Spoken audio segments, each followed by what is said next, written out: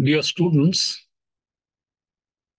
I'm here with you today to give you some tips about how should you write your answer for Sociology Mains. Certain basic guidelines you must have to follow to improve your presentation and your marks as well. First of all, you have to take a good night's sound sleep before your exam. Whatever you have to study, after finishing your GS paper today, you study till Saturday and keep night before your exam as the rest day. More you give rest to your mind, better you will be in a position to interconnect the things, recall the inputs, and write creative answer. So first thing is that you should not be feeling tensed at any point of time. And there is no need to primarily feel tensed for the reason, whatever you have read, trust me, you will never be getting questions beyond what you have read. You will never be getting questions beyond what you have written and practiced. Because every test series intends to make it sure that entire paper is covered.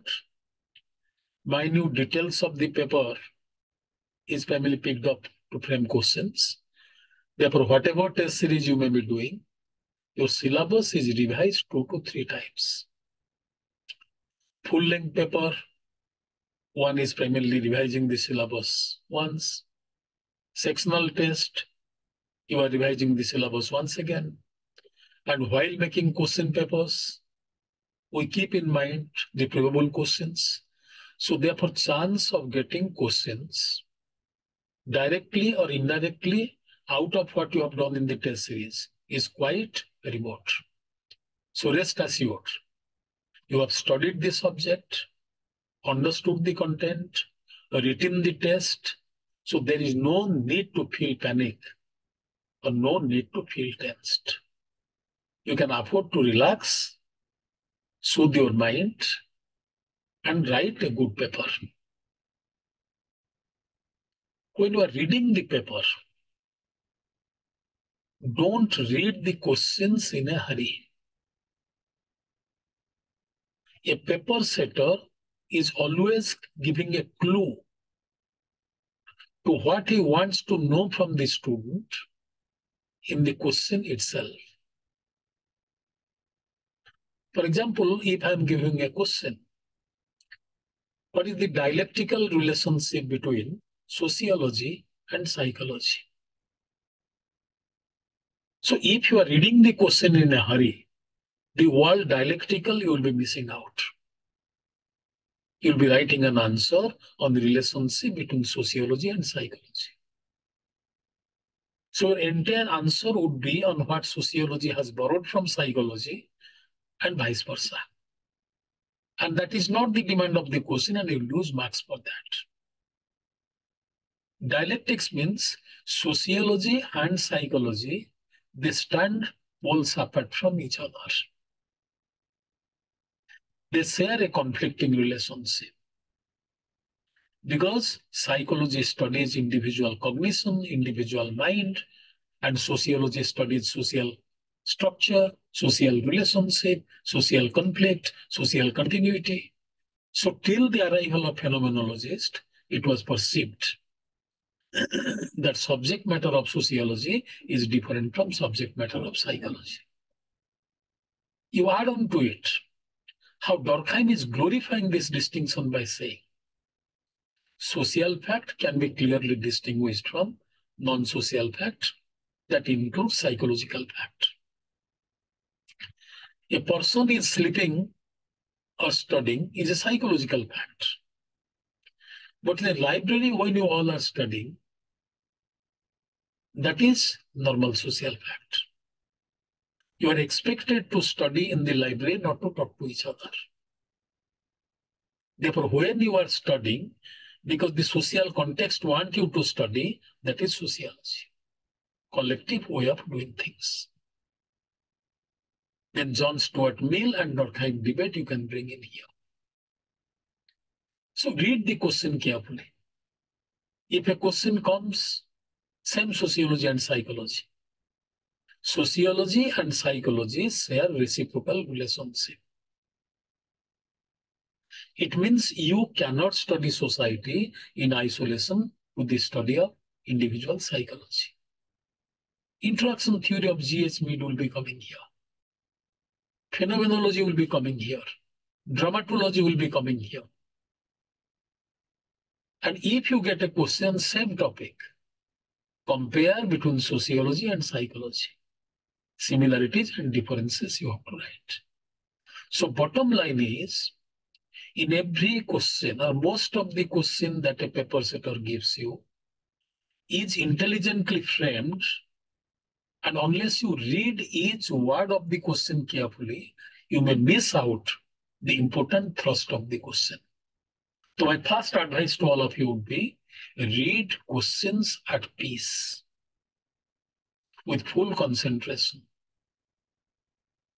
Number two, when you are reading a question, divide the question into different parts.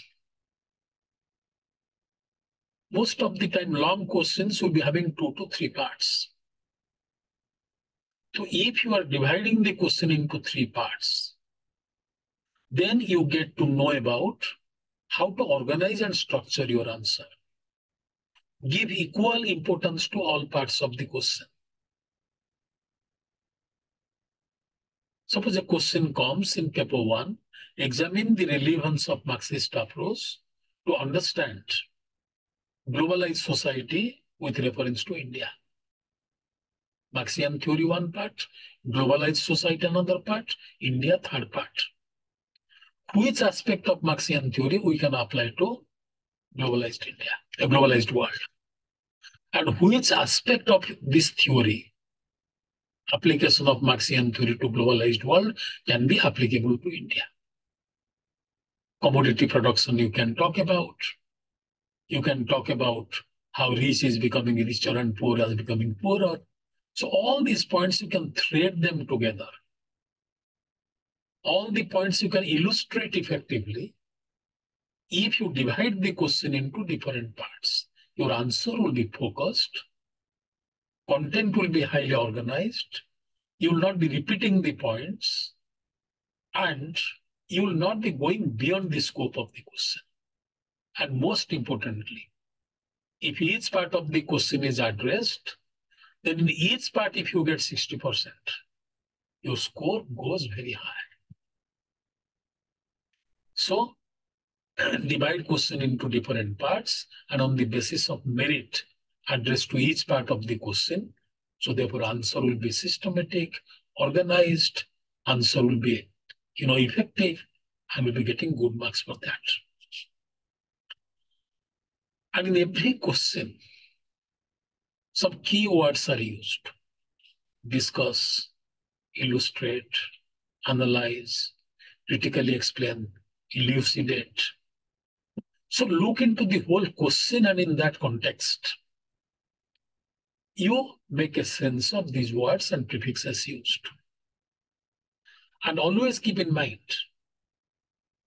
if in a question, the word critically analyze is not there, that never does mean you will not be writing 2 lines on limitations to that theory.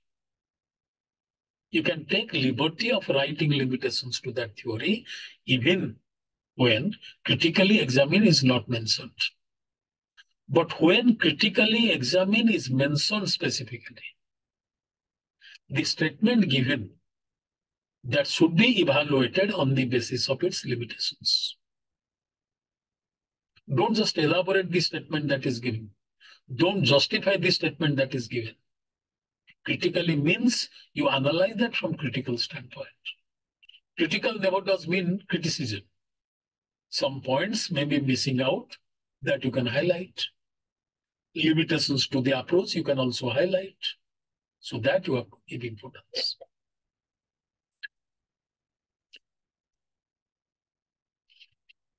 And one thing you remember,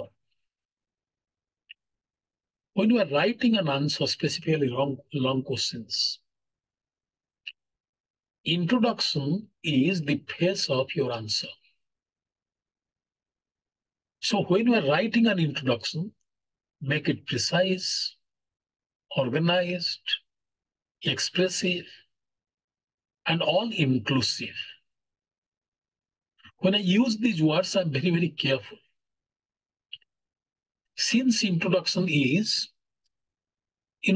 all about what you are going to write.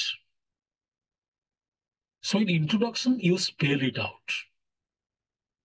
This question, what it demands, write that. And what all you are going to explain, you write that. So first, look into the answer of the examiner goes to your introduction. So therefore, very many times students write with a quotation, first write an answer with a quotation. And don't arbitrarily write quotation. There are some, misunderstanding. People believe by writing a quotation will be getting better marks. But quotation should be apt. Quotation should be befitting to the demand of the question.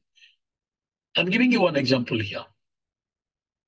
Suppose a question comes on sociological analysis of ritual.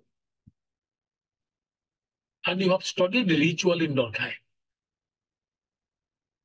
Don't jump into the conclusion or don't jump into this idea that ritual means Durkheim study of ritual.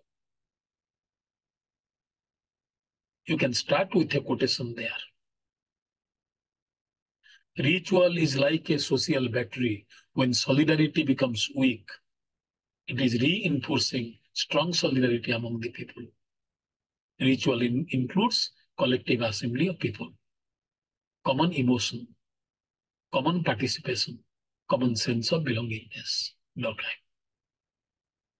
Saying so, also you write. Sociologists not only study ritual, only in the spectrum of religion.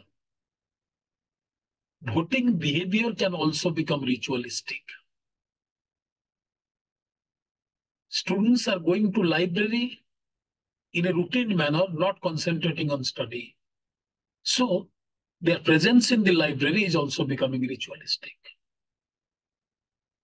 Traditional farmers are throwing seeds into their land soon after rain,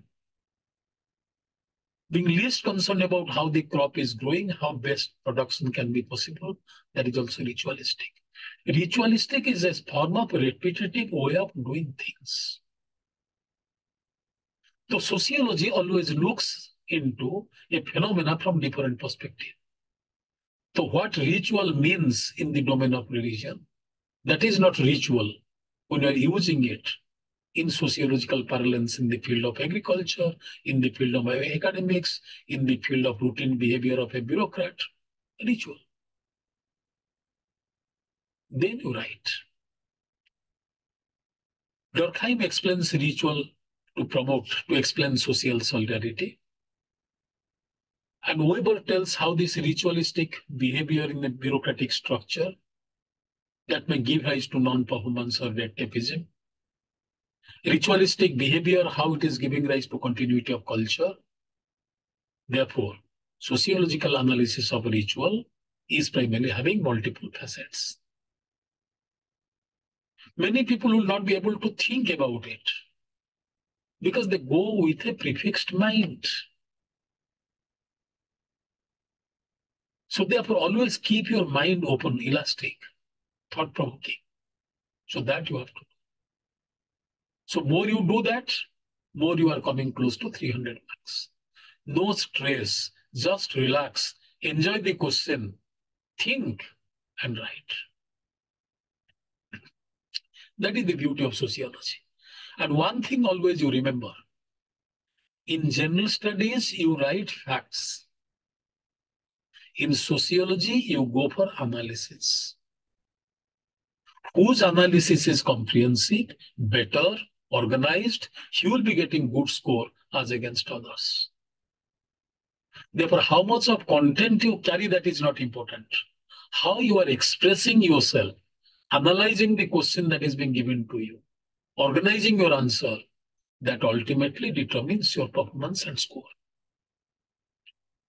Few more things I'll be telling you. Very often it is being asked when you are writing the answer, body part of the answer I'm talking about, whether we should be writing in points, whether we should be writing in paragraphs, which method is best. So most of the time you have these doubts. At this point of time, I'll be just telling you, whatever method you have followed so far, you stick to it. Don't change your method at this point of time. But always remember, you are writing a sociology answer for a sociology professor. And in every theme of sociology, there is a debate. Because the essence of sociology is to look at a phenomena from multidimensional perspective. To look at a phenomena by reflecting on it. From critical perspective, analytical perspective. Therefore, history is descriptive and sociology is analytical. Sociology is reflexive in character. Sociology is looking at phenomena from multidimensional perspective. Three things you always keep in mind. Three things. Sociology is looking at a phenomena from multidimensional perspective. Sociology goes for reflexive and critical understanding of reality, or any topic for that matter. So therefore, in sociology, caste, there are so many views. Religion, so many views, जिसको तुम approaches बोलते हो. So that is what is sociology. And if you write in points by saying, Marx says this, Durkheim says this, Weber says this, Parkin tells this. So in that way, it is just primarily a kind of, information you are throwing on the face of the examiner. For example, you get a question. More science tries to displace religion. More religion is becoming a social necessity. Explain that with reference to, suppose, Weber and Durkheim. So Durkheim and Weber has not spoken about it. More science is replacing religion. More religion is creating a space for itself. They are not speaking about it. But the examiner is trying to understand your thinking capacity, your capacity to connect the things together. So science represents your modernity. Science represents your technological progress. Science represents your rationality. Therefore, more we are becoming rational, more we are becoming progressive, more we are becoming law-bound, more we are becoming organized, goal-oriented, we give priority to primarily industry and enterprise, priority to our vocation, priority to our health. We give priority to our own well-being. So therefore, in that particular context, religion, which is a collective phenomena, that is being sidelined. But in actuality, more we are becoming goal-oriented, more we are obsessed with our work, personal success. And most of the time, we are not able to achieve what we have planned to achieve. Disillusionment, frustration, restlessness. Therefore, new world religions are making appearance. That you have studied religious revivalism. Write that in paragraph. Then you come back to Durkheim and write. Durkheim never makes a distinction between sacred, that is religion, and secular, that is science. He is making an attempt to understand how religion gives rise to admiration to society. Religion promotes social integration. So for the continuity of society, religion becomes important because religion means society itself. And Weber tells, when science, technology, rationality, and various forms of rationality is talking about, practical rationality, theoretical rationality, substantive rationality. So when these rationalities are making appearance, old religion is not befitting to, is not supporting to individual aspiration for economic progress, rationalization of society. So therefore, we have to amend that old religion to bring forward a new kind of religion. Hence Protestant ethics. See how we are relating. Protestant ethics is a product of a rational world that is created after maybe, enlightenment. So therefore, that Protestant religion, after Renaissance, when Protestant religion is coming into prominence, it is getting a primarily mass endorsement during Enlightenment period. It is because of what?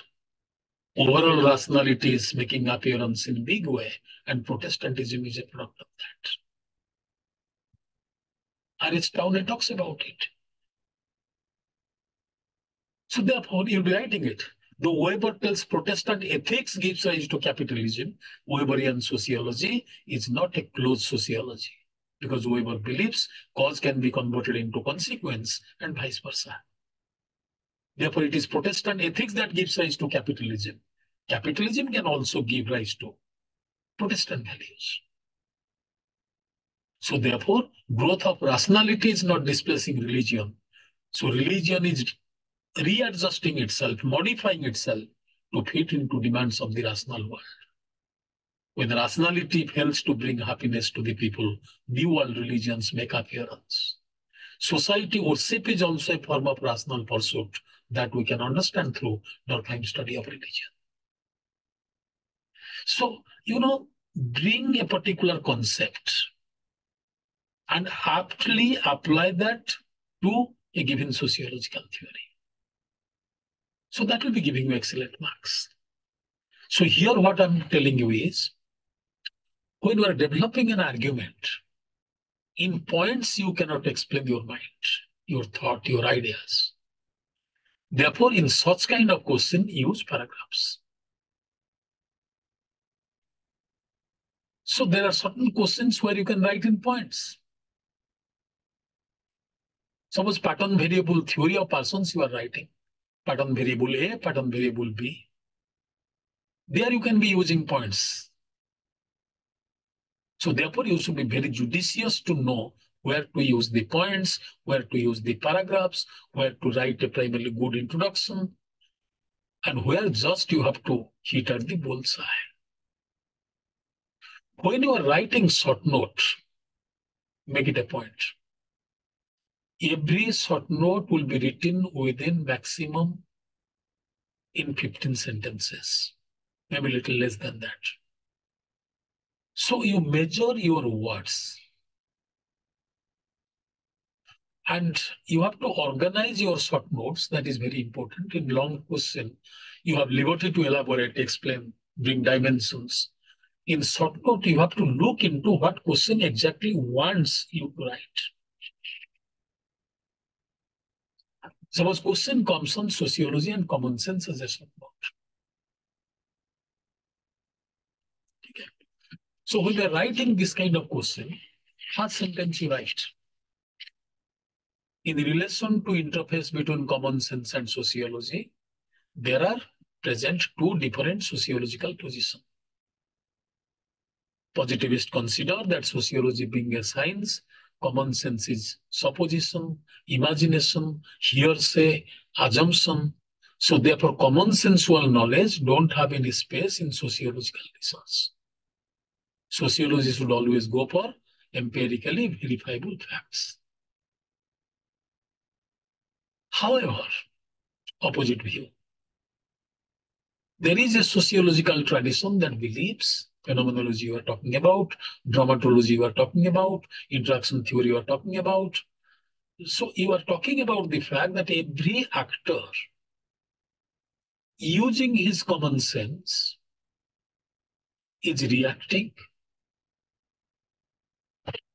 reflecting, making judgments about the behavior of others, about the conditions surrounding him, about the events taking place around him. So that common sense knowledge comes out of socialization. Common sense knowledge comes out of his own primarily activization of mind, past experience. So therefore, as Peter Berger rightly points out, facts don't fall from the sky. From our everyday life, everyday behavior, relationship, something develops that becomes treasure for sociology. For example, family doesn't exist in reality. A woman is talking to primarily her child. They're fighting, they're arguing, they're developing cordial relationship, they're going to watch a movie. So driven by different moods, motivations, their behavior is changing. And from out of that, what family is made now is not family interactions of the second next. And at the same time, we have to remember, most of the customs that we follow are the product of common sense. Weber tells how common sense is a product of the shared culture of the people that we must have to respect to. So therefore, here when you are talking about common sense, you bring sociological debate on common sense. Then writing common sense is all primarily, absurd knowledge, imagination, presumption. Common sense has no place in sociology without mentioning positivistic view. And sociology is a scientific discipline, goes for organized scientific research. If you write such kind of answer, so then you will not be getting good score. Therefore, any question that comes in sociology has a debate involved in that. So if you know the debate, attend that question. If you have partial knowledge, then you mention primarily that what you know, and other debate also you give passing reference about it. You will not be penalized heavily. But examiner will get to know that you know the entire debate. So that is important for you.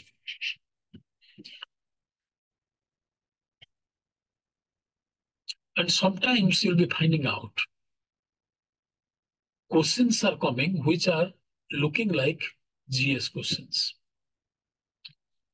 And you'll be facing many such kind of questions are coming in paper 2.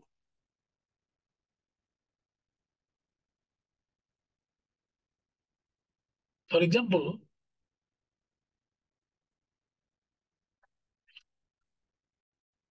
if you are getting a question on a healthcare scheme of the government, Ayushman Bharat ke upar you are getting a question. And that's a long question. Inclusive society is primarily centering around the question of inclusive health. Examine the significance of Ayushman Bharat in relation to this policy. So here you don't primarily give the details about Ayushman Bharat program. Jan Aushadhi scheme. First to bring in the question of health. In contemporary world, health is becoming a major source of inequality. And to guarantee a quality health, we need nutritional food. We need good environment. We need regular source of income. So therefore, health is very important to define the class position of a person, economic security of the family. So therefore, health is also producing hierarchies in the context of India. Daily healthcare system is also arranged in a hierarchical order in a capitalist society. So best of the best healthcare, you have to make best of the best payment. Least of the least healthcare, so it may be available to you at free of cost, or it may be available to you at a minimal price. Therefore, people suffering from poverty are spending less in healthcare sector. And most of the time, since there is no demand for healthcare, facilities are not available. Look at tribal society, remote villages of the country. Therefore, to improve their health, once you are improving the health of a person, you are not only increasing his productive capacity, but also he is not dependent on the state for his sustenance. And if he is maintaining quality health, he is making contribution to national economic growth. So therefore, health and economic growth are important. Health and human rights are important. Quality life is important. Health and hygiene are important. And here you can bring in the question of Swachh Bharat Abhiyan. Here you can bring in the question of right to environment is right to life. So in this way, various dimensions you can bring in. Therefore, Ayushman Bharat is not just primarily a policy. It intends to offer quality health services to the poor people, guaranteeing them their basic right to live a dignified life.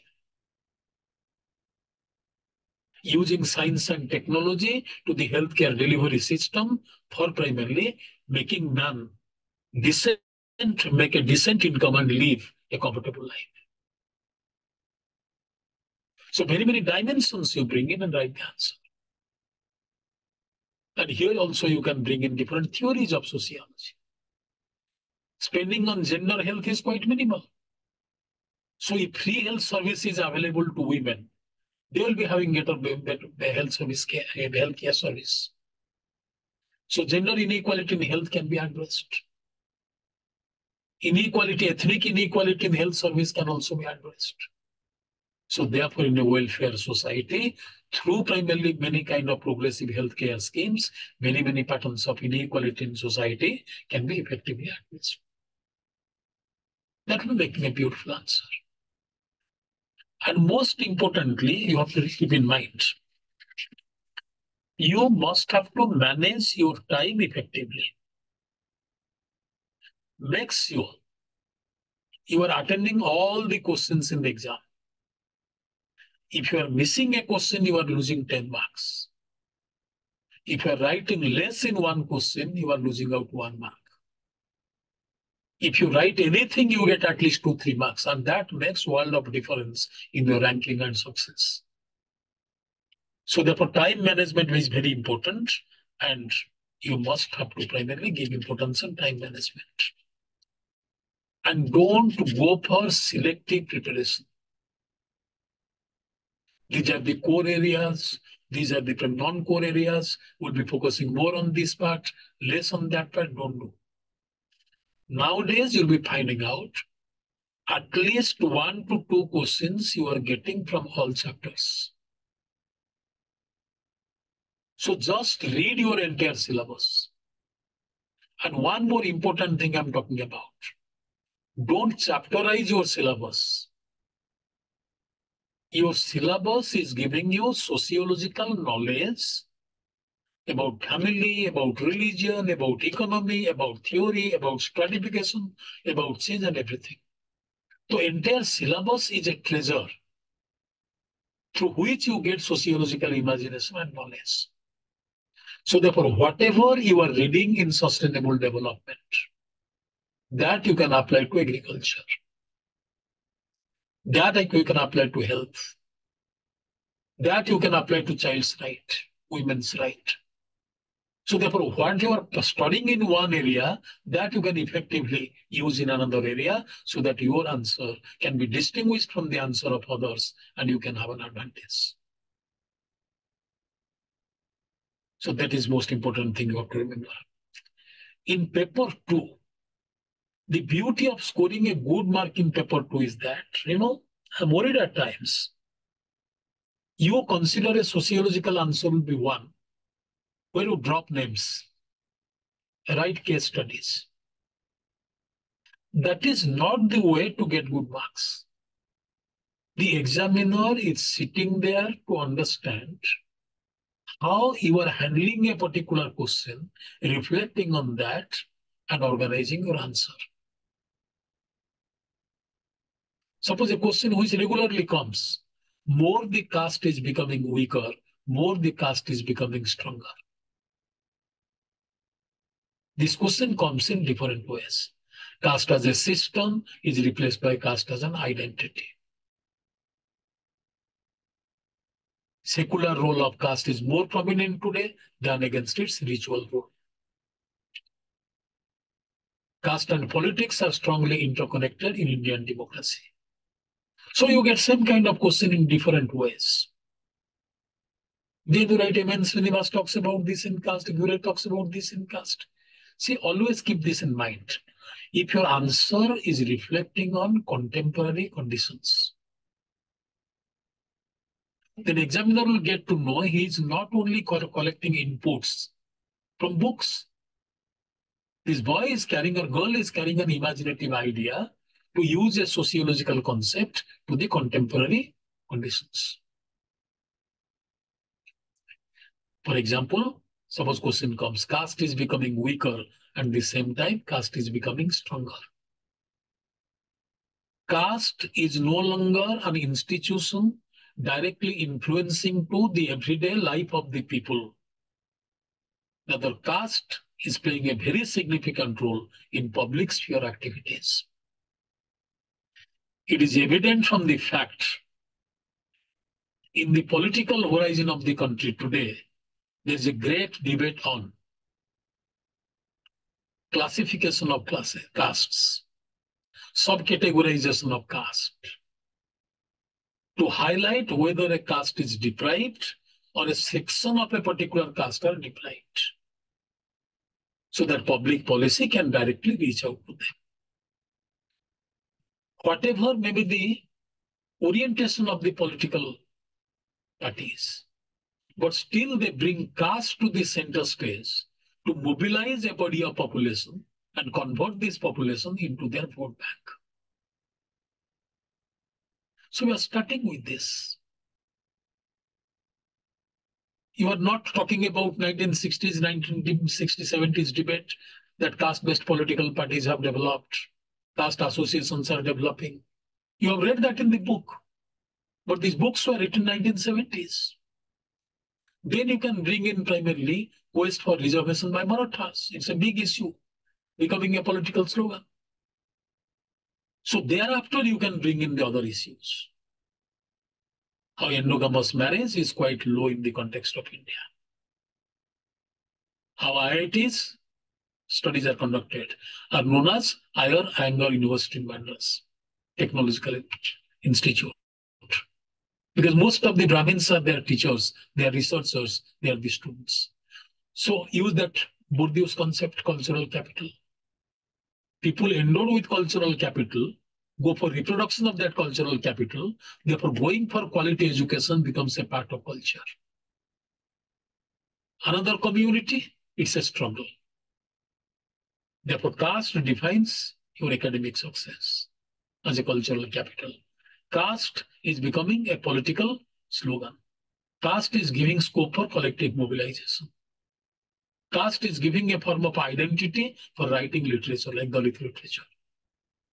Therefore, more we are talking about caste disappearing, more caste is coming into prominence, because we need caste for differential purpose at contemporary point of time. Therefore, hierarchy that was present in caste is no longer present. Therefore, a system is converted into an identity, as Dipankar Gupta rightly points out. So caste hierarchy is no longer strong, but at the same time, caste relationships are becoming profound. Then you can talk about social media, how they are primarily able to connect the caste groups. So this is how, bottom line is, use this 7 days time to think, imagine, gather the content, don't write unnecessary things, don't repeat it, don't make repetitions, write in good handwriting, structured answer, and as and when there is a need, you write in points, and when there is a necessity, you write in paragraphs. At times you can bring in flowcharts, but don't primarily fill your answer with all the flowcharts. Sociology is no physics. You cannot write the points and tell the examiner that I know everything. He's not interested just in primarily content. He's interested in your understanding of content, your application of that content that you have gathered, and how you are writing, expressing yourself. Hope you all will be doing best. My best wishes are with you. Do well, achieve laurels in life. Best of luck. Thank you. Thank you so much.